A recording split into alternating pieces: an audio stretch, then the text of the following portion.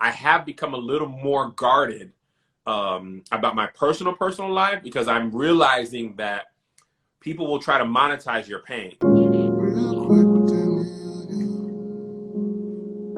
But hi, Kev. How are you? Should I call you Kev or Kevin? Kev is fine. Kev, because I feel like when I'm calling you Kev, I feel like I know you, but I don't know you. Everybody calls me Kev. Hardly anybody calls me Kevin. I know. I was like, Kevin. That's weird. But Kev, I'm so glad that you're here. Your beard seems to try to connect every day. We're believing God, amen. I need to. Wow. A lot of it is how are you using something new? This is called God's Favor. It's a new product that came out, a couple thousand years ago. I can't bottle it. What God has for me, it is for me. People want me to have products and stuff, but hey, God is the product. He is the source and my supply. Lord, I praise you. I lift you high. Don't you listen? Don't you start today? Don't you start on today? Tell me who you are and one thing that you love most about who you are. I am a comedian and father. That's who I am. I'm a child of God. Amen. Yabosh, I feel you, Holy Ghost. And what was the last part? The Holy Ghost came in. I was just communing with him. What was the last part? You were communing. It's okay. Don't let me interrupt. Yeah. Have your way. See, in the old church, we weren't bound by a program. If the Holy Ghost decided to move, then we sat in the Spirit. You don't sit. You sat in the Spirit. You're doing it in the past tense. Hey, yabo. But for really, what did you ask me? The real question was, what is the one thing that you love most about yourself? Dashing good looks, height. No, I think the thing I love the most about myself is I really like to help put my own people on. Like, I really enjoy giving my friends and people who wouldn't otherwise have opportunities. I feel like that's the best part of my job and my platform. This always tends to come up when we're Black. That's a lot of what we have to do, because there are a lot of people that wouldn't have these opportunities if not for you. Who's gonna look out for us, whoever, Danielle? Right? Who's looking out for us? I mean, now it's trendy. Oh yeah. Now it's a trend. But I think it's a trend to say. I still want to see the action items. You know what I'm saying? I want to see where you're doing in 6 months, 9 months, 3 years. Are you still keeping that same energy years from now? For Hollywood and for brands, it's so easy to put up an Instagram post or a fist or whatever. It's very difficult to hire more people that look like us, to empower them, to pay us our worth, to pay people more, to listen to what we're trying to say. It's easy when everybody says, let's do it, right? It's harder to be the first one when it's not so popular to do it, right? And it's easy to take our gift and to try and placate us. It is much harder. And right now, Black people ain't going for we're not going for no quick image or no quick Instagram thing. We're like, nah, what's your board look like? What does this look like monetarily? Open your purse. What's your, what's your plan look like? Not just we stand in solidarity with the people. We stand in solidarity with the people. Please buy our stuff. Please don't leave. Please, don't leave. So important. Don't leave. Please don't leave.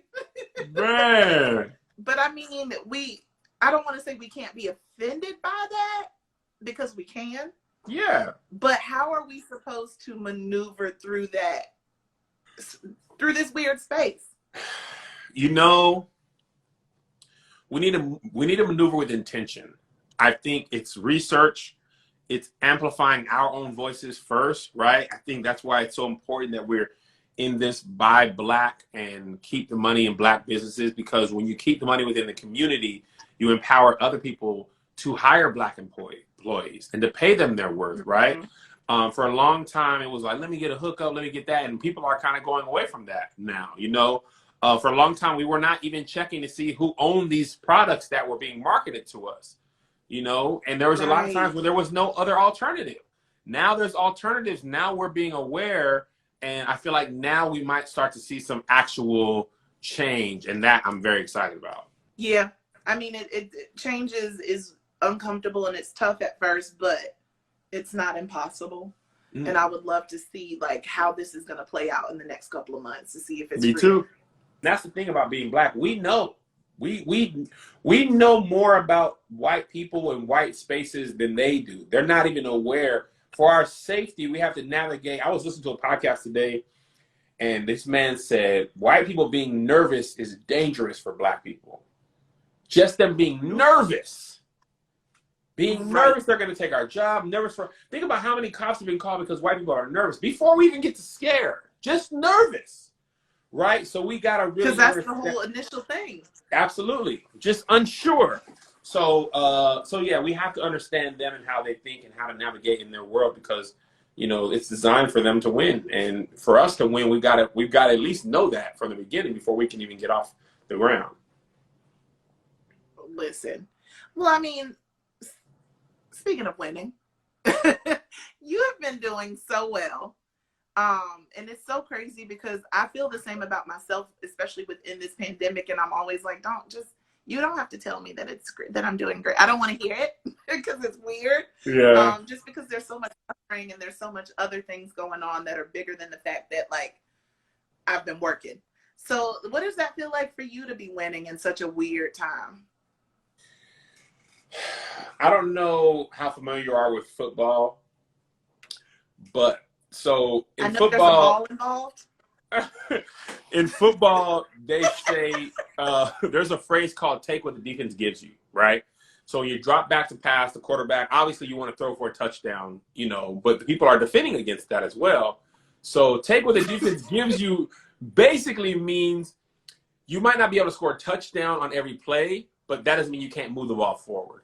And I feel like that's kind of what operating this pandemic is. Like a touchdown for me is the full tour, the Love Hour conference, the Creators Conference, both in Atlanta, you know, having access to my studio, having actors be able to come and do all that. That's a touchdown. But right now, all I really can do is, you know, Zoom meetings and move stuff that was in person to Zoom and maximize, you know, what I have at my capability as opposed to what I wish I had, right? So for a couple weeks there, when I thought the pandemic was only going to be 2 weeks, I was like, oh, I'll just hold out, you know, by April, this will be cool. Now it's obviously a little more long-term, than that. So it's about navigating what is as opposed to wishing what was or wishing what is was different. You really got to play your, you know, you play your hand that you're dealt, like spades. You know, a friend of mine, do you play spades?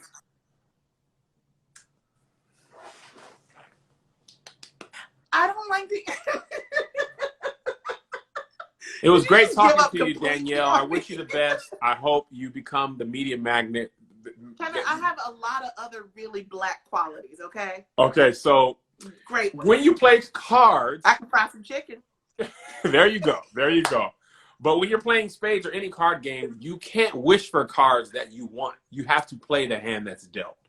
And I think that's what this pandemic is. It's playing the hands that's dealt, and then hopefully, you know, next year or year later, we get better cards. But right now, the best players don't. It's easy to play a good hand, right? That doesn't make you a great spades player. What makes you a great spades player is when you can take a crappy hand and make out all right, and at least get to board, you know. So I'll stop with the analogy because I'm 0 for 2 with you, but you know, hopefully somebody listening understood something. It doesn't mean I don't get it though. I heard it. You play. You didn't even have to go into spades to be like you played the hand you were dealt. You didn't have to do me like that. Well, I was trying to connect with you. I was trying to connect out in the streets. I could have lied though, Kev. I could have lied. You could have, and I appreciate you. It's hard to be Black. You are expected to do everything and everything well. So that's one. But also, I have been caught up in those spaces of when somebody says, "Oh, did you know so and so?" and you're like, "Oh yeah," and then they say something, you're like. I didn't see that movie. Like, why did you lie about that? It's just so much easier to lie. Or sometimes just to be like, sure. But yeah, no, I don't. Even when it's easier, I'm like, no, I have no idea. You're not about to get me caught up out here. Somebody already took my black card, by the way. That's not even cool. Spades. I grew up in a Christian household. My mama won't about them card games. So did I. Devil. That's my reason for not knowing about Nita Baker, but nobody lets me have that, so I'm not giving it to you. Well, now that's crazy. Now that's because look, by the time I got into the place where I could learn how to play and all that, nobody wants to teach you. No, it's too late. They What are just you, be 8 mad years that you old? can't I play. can't teach you now. You're a liability. It's a whole thing. So it just never happened for me, and that's all right. I was going to say that's okay, but clearly it is not. That's fine. That's fine. So Kev, I love that you feel very transparent online. And talking to you now, you feel like the you that I've gotten to know online. Mm-hmm. So do you have a separate Kevin? Like, is it just, this is who I am and this is all I'm going to give y'all? So that's a great question. Kev On Stage is the performative version of my personality. But people think that is me all the time. It's not. It's like, if you're just at home chilling with your family, you're just chilling, right? But when you go to a party, you are a little more up. So the videos is me at my most energetic. But I guarantee you, the moment we finish this interview, I have my Nintendo Switch right here. I'm going to lay on this couch and play this for 40 minutes, and I will not move. I'm not a different person. And honestly, as my platform has grown, especially over the last couple of months, I have become a little more guarded about my personal life, because I'm realizing that people will try to monetize your pain, and I'm no different from that, right? With my podcast, like, you take people's real lives and that becomes content, and we're not really concerned with how that affects the people, so I'm working to be more limited, but I realize that my friends and family are my friends and family. People on the internet there's people who really care about you, and there's also people who will pay for your Patreon just to be nosy. And I'm not even above that. I would do it too. So I feel like to protect my sanity, there has to be a little more guardedness of my actual personal life, and everything can't be for public consumption, because that also diminishes some relationships that I have off camera with my wife and my children. You can't, you have to be in a position where your family can feel comfortable sharing parts of you that they know won't be then shared with the world, because then nothing's sacred. So that's a harsh lesson that I'm learning, especially as my platform grows, that I have to be more mindful about that. So, if you're a true fan of mine, you'll see over the last couple of months, a lot of my content used to be very personal. I would get really personal, but I have pulled back from that some ways, and I'll probably continue, because as you get bigger, people ascribe more thoughts of what you should be based on how they see you. And you just have to know that up front, you're not going to achieve that, right? Like, I don't know how you see me, right, and I can't possibly do everything I do could not possibly be great to you. And, I have 1 million followers on Instagram and, 2.5 million on Facebook. Like, I disappoint myself. So of course I'm going to disappoint a stranger I've never met. So it's just easier to accept that early, because to be honest, at first I was trying to please every person. I took everything to heart and this and that, and I was driving myself crazy. I just have to accept that there's nothing you can do, you being you. Because honestly, Danielle, sometimes people are projecting how they see themselves, and how you respond is like, man, you can't be doing that, because that means I should be doing that, or shouldn't be doing this, or whatever. So, but to be honest, it's a very difficult landscape to navigate that I'm just working on, but I have not conquered by any way, shape, or form. I don't know how to be anything other than myself. And so that's what I give you. But I've also learned over the years that I've given a lot. Yeah. And I don't want people to misinterpret, to think that they know exactly who I am, or even just giving all that energy and not having anything left. Absolutely. Kind of like, oh my God. You know what I mean? Absolutely. So I'm still trying to navigate it too, because this is exhausting. I love what I do, but the internet culture, and it's exhausting. It's tough. A friend of mine tweeted the other day, because I get almost all my content ideas from Twitter, the majority of them.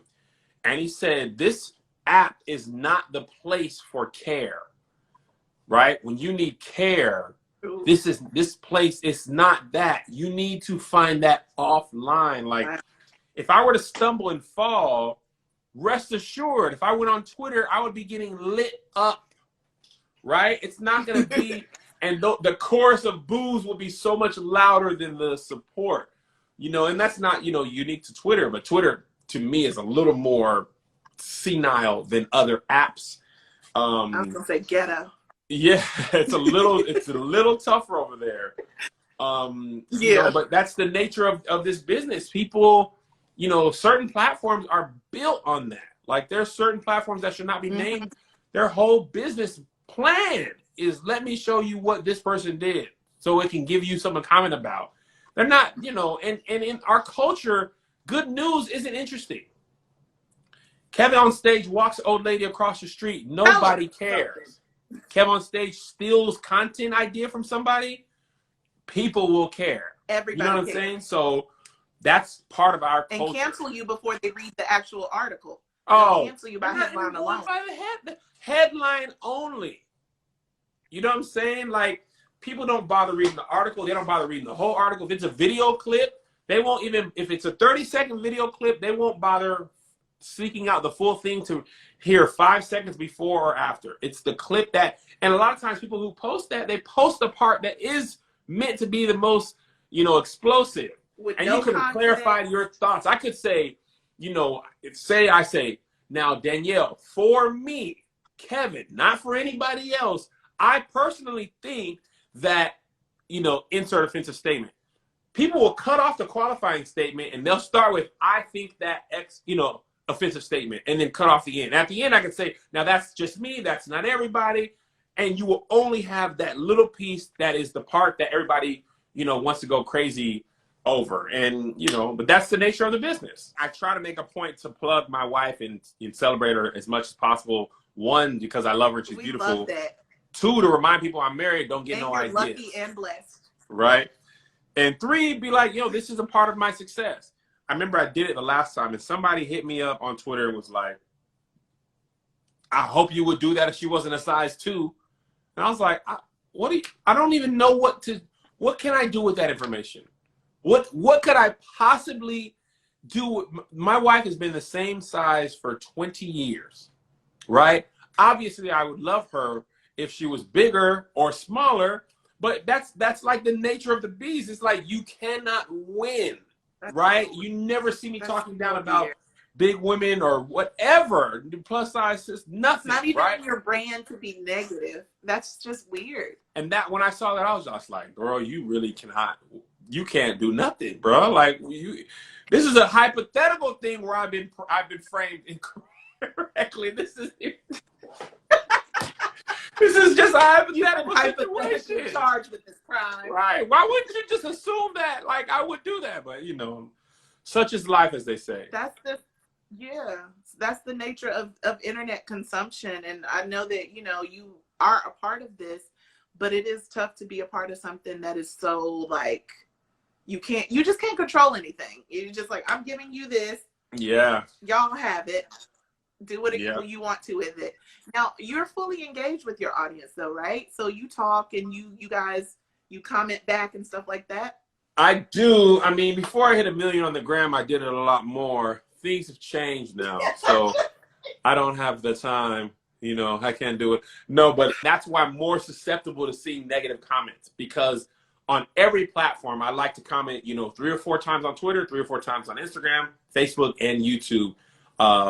So in order to interact with my fans, I got to get into the comments to, because a lot of people just post and don't engage at all. But that's never been my thing. So it's just a negative part of the job, but it's still worth it. Nobody's job has all great parts, and I have to take a couple arrows to engage with people who really care. Then I will. Like, No Dog's cat, she's a like almost the leader of my fan club, and she's everywhere. So you know what I'm saying, like if I have a chance to coming back to her, I can, or shouting out all the stage crew who are watching this, you know, of course I'm going to take it, because those people are the reason I can do what I do. So don't you get big on us and forget.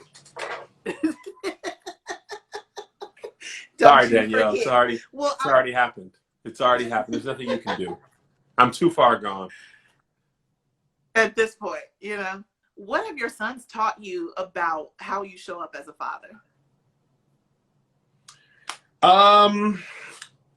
The main thing they've taught me, and this is kind of with the help of my wife, the overall person matters, right? What I mean by that is, generally I travel a lot. You know, even before touring, I was at least gone most months, 3 weekends out of the month, I was gone at least one day. I would fly out on Saturday, go do a show, and come back on Sunday morning. I did that for a couple of years. And then when I was touring, I would fly out on Thursday, come back on Monday morning.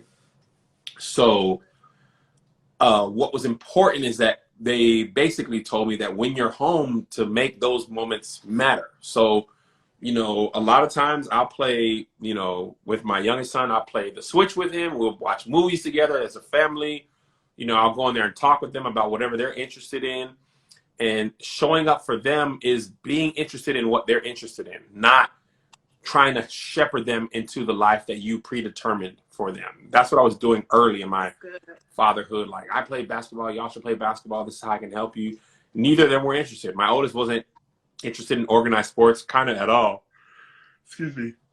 And my youngest son plays soccer, and he's amazing. So showing up wasn't saying, okay, you guys play basketball. It was, okay, you know, oldest son, what are you interested in? And youngest son, if you're interested in soccer, let me research in, you know, about soccer and learn how to play the game and how it's played so I can cheer. Let me go to your practices. Let me go to your games, you know, things like that. And being present is so much of it. You know, your kids are going to remember, did you play with them? Did you laugh together? Did you put your phone down for them? Did you look into their eyes and listen? Did you validate their feelings? Did you make them feel like a respected person? Did their words matter? Did their voice matter? And things like that. I feel like there's a lot of different ways you can show up. I know when we're Black, you always talk, I ain't your little friend. But I don't think that means you don't have to be friendly, right? You don't, you know, there's a line of respect. Of course, I'm your father, but, you know, you're not my property, right? It's not my job to mold you into what I want you to be. It's to guide you as you become the person you were meant to become, the person that God wanted you to become. Right. And that's a different approach to parenthood than do what I say and do exactly what I say, as opposed to I will help guide you to be the person that you want to become with as much support that I can offer you. That's really, really good. That was a great answer. I was really impressed with myself as I was listening. I was like, dang, Kev, you really are great. You really are great. You got to make sure your wife sees this, because she's going to love that. And you also mentioned within your answer, because you were talking about not being your kid's friend. And I know I saw your wife talking about that the other day. And it's such a dope idea, because, well, not to not be your kid's friend, to be your kid's, well, to be friendly. And I think it's a dope idea, because she was saying, you know, how many of your friends are disrespectful to you? And I really thought about that. I was like, that is how you would want your kids to treat you, with that kind of like lovingness that your friends have for you. Absolutely. Is that a tough thing to implement when you're not trying to be their little friend, but you still want to be friendly? It's tougher because it's not how we were raised. You know, we were raised that respect was taking whatever our parents could be dead wrong, and it wasn't acceptable to correct them, right? But what does that teach your children? That teaches them that a person in authority can be completely wrong, and because they're your authority figure, you're just supposed to accept that. But that's not how we actually want our kids to live, right? We don't want the bosses to run over them, or teachers to just disrespect them. So we can't start them with that and expect them not to approach the rest of their life like that. You know what I'm saying? Like, it teaches them that not to trust your instinct or your gut or anything like that, because, you know, and then we don't apologize. We weren't, you know, my parents didn't really apologize. So now our kids are taught authority figures can be wrong and they don't have to apologize. And then when they have kids, you internalize that same thing. So I apologize to my kids when I'm wrong. I let them know you were correct. I was wrong about this or that. And what it means is parenting takes more time, right? A lot of the reason our parents did this, raise us this way is because they didn't have a lot of time to raise us. So I got to work 2 or 3 jobs. True. I need you to listen and shut up. I don't got time. I'm not even blaming them. Like, I get it. I don't got a whole bunch of time to be going back and forth with you. But thank God, my position, I actually have more time to go back and forth with you and explain to you. And then you develop more well-rounded people who ain't gonna take no crap. And then if people do disrespect them, they're like, all right, now listen, my parents never even talked to me like that. So I'm not finna let nobody disrespect them. But if they spend their whole life being disrespected by us, it stands to reason that they'll be disrespected by other people. I'm killing this. I'm killing this. I don't even want to give you these positive affirmations, but you literally are killing it. $1 million Kev. I'm feeling great, Danielle. I'm feeling like, man, Kev, this is me shooting a 3 and turning around. I know it's in. I can turn my back. Splash. I can't. I literally can't. But you are killing it. You are killing it. I want to know, and this is a little more serious, but how do you talk to your kids about racism and race and protecting themselves and all the things that you have to teach a growing Black child? You know what? It's not easy. And the truth is, it's a dialogue. It's not a conversation you have one time. And as Black parents and parents of Black men or young Black boys who will become Black men, we don't even have the luxury of avoiding this conversation, right? Because Tamir Rice was 12 years old when the police pulled up and shot him. So I have to teach my son when they're 9, before they get to 12. Let me let y'all know, y'all can't play with no guns. Yeah. Y'all can't stand in the front yard because Tamir had 6 seconds. That's not enough time to even react, right? So we don't have the luxury of he absolutely did look like a child too. He won, right? 100%. He looked like a child. He is a child. He looks like a child, right? So, it's a dialogue, and it's a conversation that you have to do a lot. And sometimes it's about managing it. And honestly, we can't even give it all to them at once, because the last conversation we had with our kids a couple of days ago, you could almost visually see the innocence leaving my youngest son's eyes, right? So I don't tell them everything that's happening because it's just like soul crushing. But you have to give them the broad strokes. I have to let you know, this is how, your neighbors might see you. This is how you're going to be treated. More than I got to prepare them for the worst case scenario. This is more than likely how, if you're approached by police, you're going to be approached hostilely. So you can't even react like some of your friends might react. You can't even put a hoodie on. I remember after Trayvon, I had to tell him, I was walking with my youngest son. It's cold outside. He put his hoodie on, and I had to tell him to take it off. And he's like, man, my head is cold, And I'm like, listen, you're already Black. The taller you get, my youngest son is taller than my wife now. The taller you get, the more of a suspect you look like. So you're gonna have to be cold, right? Because you have to always be appearing as non-threatening as possible, right? And so it's unfortunate, but it's a conversation I have to teach them. I have to teach them about systemic racism and how just having your name can affect the job you get. It's insane, but we can't. And then you still have the birds and the bees conversation and regular stuff and regular homework. It's just the racism is layered on top of it. So it's not easy. And it's not the only thing we talk about. And that's the other thing that's important, is not only talking to them about that. You also have to have a great relationship outside of those conversations. And so it's definitely balancing a tightrope for sure. It's a lot. Even to sit and think about it as you're talking through it, I'm like, I could understand even teaching them, okay, the hoodie thing. I could even understand, don't be threatening as much as you possibly can, but we all know Rashard Brooks was asleep. He was asleep in his car. Brianna was asleep in her home. Yep. So it's just like, I don't even know where you would go from that, because it's like, I can't explain to you the dangers, but then there will be times where you're literally doing nothing. And that was the hardest thing that my son had to understand. You literally can be doing nothing. Not only nothing wrong, nothing at all. And it's not fair. And I told my kids, life is not fair. A fair is a place to get a funnel cake and ride a ride. My mom says it is. Life is not fair in any way, shape, or form. Outside of even being black, nothing's fair about life. So just know that up front before you even get to the, get started. So all you can really do is put yourself in the best position possible. And sometimes that's also not enough. Right.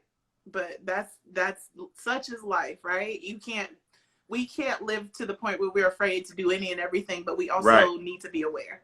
It's definitely have to be aware. We don't have the luxury of bliss or ignorance.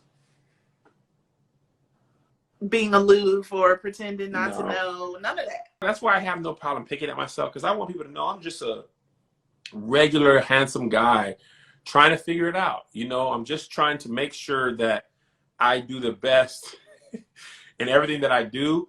And people are more forgiving when you are honest, right? I feel like I used to worry a lot about being canceled, for past thoughts, but you can't be canceled for a way of thinking that you hadn't challenged yourself on or you were ignorant of, right? It's when you try to hold to that thought when faced with new information. So when you double down. Yeah, the double down always gets you. If people say this hurts me, and you're like, no, it doesn't. Like, how dare you type of thing. So I feel like as long as you're constantly evolving and learning and trying to be better, people, the majority of people will see that. It's easy to be canceled by people who were never your fans anyway. There's people who follow me and you too, who are just waiting for a slip up, right? But those are not your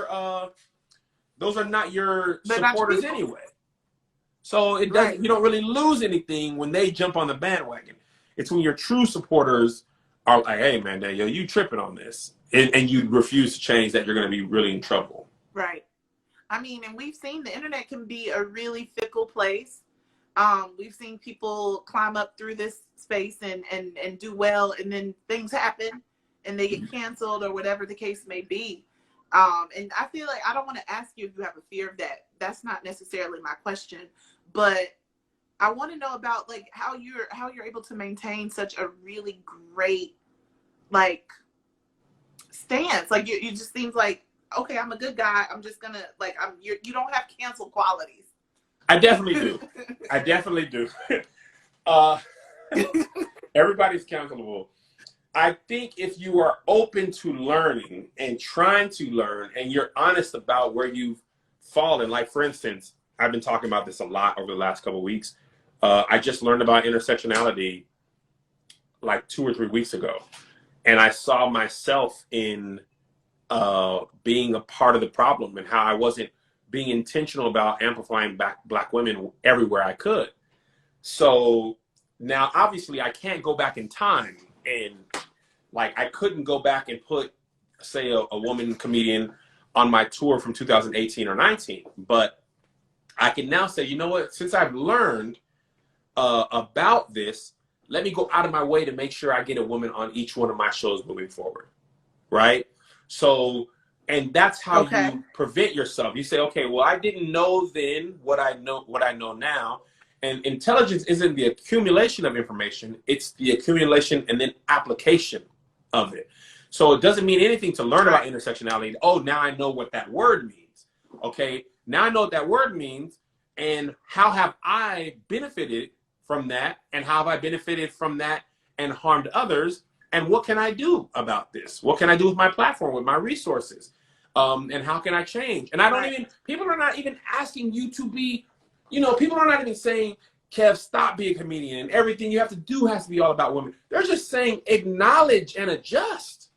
Sometimes people don't want to do anything because they're like, I don't want to hear nothing. Y'all want me to do this and that. And they're not saying don't take Tahir on the road or don't take Tony. They're just saying, what about not only thinking about men first and only, Think about a woman. And when you bring a woman on, pay her the same you would pay a man. Right? It's things like that we don't really want to face that type of criticism of ourselves. But I'm trying to do that in every part of my life. With my platform, as a husband, as a father, as a Christian. Before this, I had Candace Marie Benbow on my YouTube page or Patreon. She was challenging me in every way, like literally challenging thoughts I had never had. Never been challenged. That's my girl. Yeah, and I was like, I really got to kind of wrestle with this. She got the degree. Yeah, she's obviously smarter than me, like way smarter. So it's about learning from people like her, and she's not even asking me to take everything she says with, and change my thoughts. She's saying, now you go study and you think about, what this means to you. So I feel like that's all people ask of me or of everybody. That's, it's like Black people. We were just really asking for the police to stop killing us, right? Not to put kente cloth on and worship us and wash our feet. If y'all could just work with us to get the police to stop killing us and getting away with it. The effort that y'all put forth to even go get the kente, like I'm always a work in progress, and I feel like, luckily I have a fan base that I feel like will give me a chance and hear my heart, even if they don't agree with everything, and I'm okay with that. Like there's gonna be some people who see that video with Candace and be like, "Kev, tripping, man, this girl talking crazy, this and that." I'm okay with that too. Honestly, as an artist, I almost don't want you to agree with everything I do, because that means I'm probably not being true to myself. I do not want that. You need to be offended by some things because I'm pushing the boundaries for me as a person, and we don't have the same viewpoints. So what might be a lot for me might be way too much for you. So that's real. I appreciate this. I appreciate getting to know you on different levels. I appreciate watching you learn and be open to it. That's really dope. I want to talk a little bit more about your comedy and your comedic voice. How did you find it, other than just being that funny dude? You know what? Somebody just asked me that, and I've never even put any thought to it. I don't know. I feel like, because most comedians are the funny people in people's lives, and then they're like, okay, well, let me try this.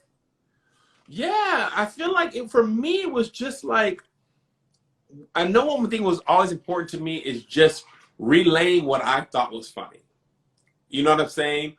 And when I was a kid, it was what happened in church, and that's my first performances were after church, at dinner or in the parking lot, recreating what somebody did and shouting or playing church, and that's, being stuck in church for so many hours. That was my first, my first material. And then that just kind of expanded as the internet expanded. I was able to watch more things that happen and all this stuff. So, I don't know how to answer your question. I don't know the answer to how I found my voice. I feel like my voice was always there. Funny, but you end up, but you, as a comedian, you do have to end up taking it seriously in some way, right? So what did that look like for you? Was it more internet stuff? Was it actual stand-up? Well, it's kind of always been both for me. Not always, but a large portion of my career. And I took them both seriously. I was as deeply serious about being a great comedian on stage as I was about building a platform. As far as the stage goes, I just didn't want to be funny for a church guy, and I didn't want to be funny for a clean comedian. I wanted to be funny. So that meant performing a lot, but it also meant watching a lot. So I would get to, I grew up comedically in Seattle at Nate Jackson's room. And that meant watching every comedian, the guy who was going up before me, who was just getting started, the feature, the headliner, Nate hosting, like going to all these comedy shows and just watching what people responded to, and realizing that in comedy, being likable is the first most important thing, right? At least for me, because I saw a comedian who was, coming up with me, and he had great material, but he didn't come across likable on stage. And people would literally sit in their chairs and be like, I'm not laughing because I don't like him. And that's a funny joke. And I don't care because I don't like him. You know, so Right. you know, but for the internet, it was about like the thing that people want to be more mystical than what it is, but most people who are successful, it's just consistency more than anything. It's, you know, obviously you have to be talented, but there's a lot of people who are I be not trying to talented. tell people. You got to go after it day in and day out. There's more people who are more talented than me that I have more fans than, because I'm diligent about it. I'm most ridiculously regimented and disciplined about doing internet comedy. And it's when I don't feel funny, when I don't feel great, when I don't really believe this is the greatest video, but I know I wanted to get a video up every day and I'm going to do it somehow. So that's an answer. That is an answer. It didn't let you put your sunglasses on, but I will It say definitely didn't. I ain't gonna hold you, pretty, Daniel. I'm not gonna put them on if I don't feel great about it.